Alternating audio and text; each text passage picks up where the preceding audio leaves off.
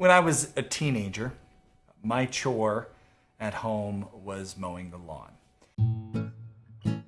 And the rule was, my parents' rule, if I hadn't mowed the lawn when I was supposed to, Saturday was the last straw. That's the day I had to mow the lawn. It was about 8th grade, and I was hanging out with my best friend on a Friday night. So I hadn't mowed the lawn. I went to my friend's house Friday night. I slept over. And in the morning, my friend was packing up to go to a baseball game. He was going to see the Yankees play. Somebody couldn't make it. Ticket freed up. And my friend said to me, "Hey, you want to go see the game?" I had never been to a baseball game. I said, "Yeah, I want to go see the Yankees play. I'd love to see the Yankees play." So I grabbed the phone and I called up Mom and Dad and, "Hey Mom, hey Dad, how's it going? I know I'm supposed to come home and mow the lawn today, but B wants to know if I can go to a Yankee game." I thought, this is a big moment. I'd never been to a baseball game in my life before, and this would be one of those opportunities they could let it slide. But like good parents, my parents held their ground, and I did not get to go to the Yankee game.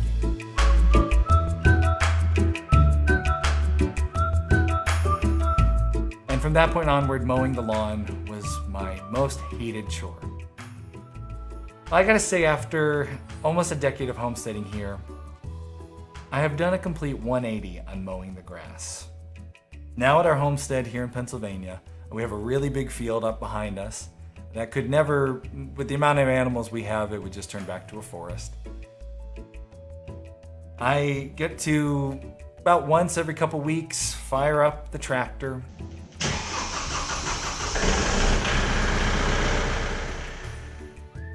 hop in, climb up to the top of the hill, spend a couple hours, swallows flying around the cab, listening to my favorite podcast, just getting something done. It's quiet, it's peaceful. When you're dad, you got noisy kids running around the house, running your own business, stresses of life, bills to pay. Getting in that tractor and spending a couple hours just cutting the grass. I think Kay put it best. We were talking last week, arguing over who was gonna get to mow the property. And she said, "You know, we can't afford therapy, but we can mow."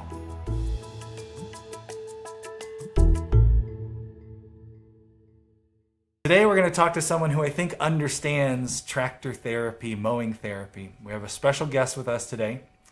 Tractor Mike from the Ask Tractor Mike YouTube channel is here to answer questions and help us kind of do a 101 on tractors. The first question that I wanted to cover, because this is something I get asked a lot, and I have my own opinion on this, but you've seen a lot more people come to you looking for a tractor and seen when it's a good fit and when they stick with it. When does a hobby farmer or homesteader, small farmer, when do they actually need to start thinking about getting a tractor? What kind of property, what kind of projects that someone might be considering do they start to plan? Because this is something they should be planning.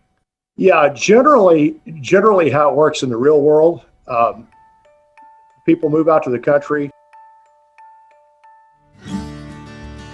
They bought 10 acres, 20 acres, 30 acres, and after year one, the Craftsman lawnmower blows up, and that's when the whole tractor shopping process begins. And if you're shopping for land, have it in the back of your mind.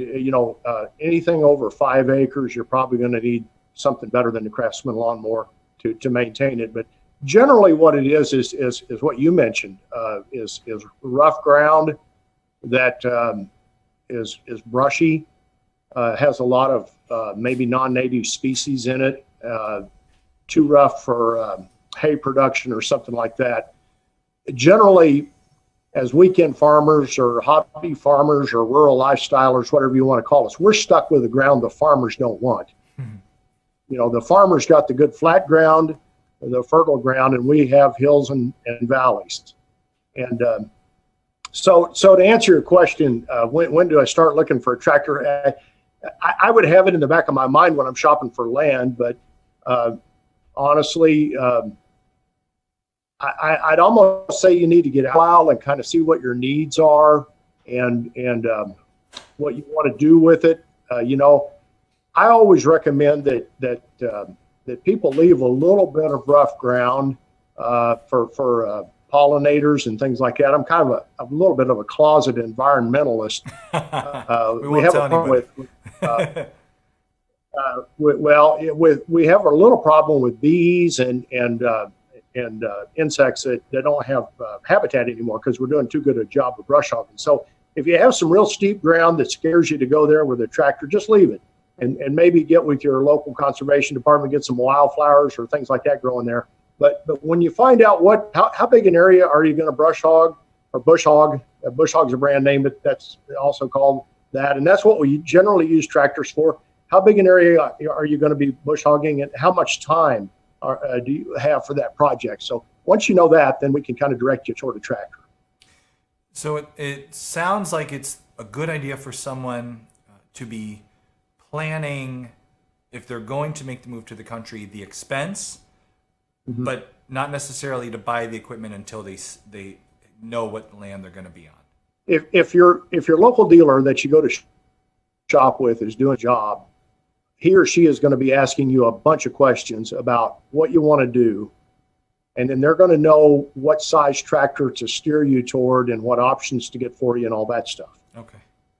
And there are a lot of people that buy the property and buy the tractor at the same time. And that always kind of scares me because until you kind of get out there and see what your needs are, it's tough to know. Now, I would get out and maintain the acreage a little bit and see kind of what you need.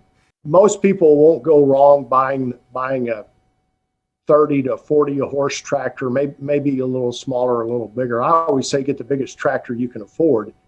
You will never in your lifetime say, I wish I'd have bought a smaller tractor. You always want the next size bigger, myself included.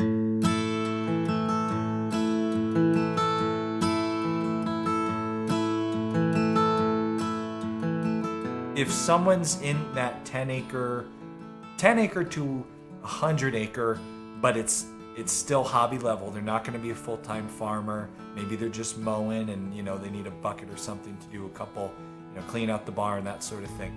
And I know that's very general, but what's a general guideline for size? Oh my goodness. that size property, it's hard to say. The other question is, are you okay outside? Do you have to have a cab tractor? Because if you go that way, it's going to take horsepower, and so you need bigger. If I had 20 acres or better, and believe me, you can go on a budget. I don't want to disappoint anybody and say, I own a 25 horsepower tractor, and I thought that would be big enough. And if you can get a 40 horse tractor is a good size. That's what I own and maintain my property with. If you can, if you have to go with a 30 horse or a 25 horse and get started, that's okay. Those size tractors maintain the resale value fairly well. Okay. So if you get a tractor and you decide a couple of years on down the road or 3 years it's not enough, it's going to cost some money to get out of it, but you can do that. But the thing that worries me a little bit, the big problem area that I saw is a person moved to the country and they've never been around tractors, they've been around lawnmowers, and a subcompact tractor looks like a monster. and so they've got 30 acres, they buy a subcompact tractor and a 4-foot brush hog, and they're running around in circles the entire summer. You sure can go too small on a tractor. And so I always worry a little bit if you have a 30 horse tractor and a 5-foot brush hog, that gets you done a lot faster. 40 horse and 6-foot brush hog, about most of us can live with that. If you want to ask Tractor Mike a question, watch his videos, or check out his book all about buying tractors, click here to visit his website. More of this interview will be released here on YouTube, and part of it will be in a future podcast. make sure you subscribe to our podcast, the link below. If you'd like to hear the entire interview right now, that's available in the Pioneer Library. We recorded this live with the Homesteady Pioneers, and you can see that interview and join us live for the next interview by clicking here and becoming a Homesteady Pioneer.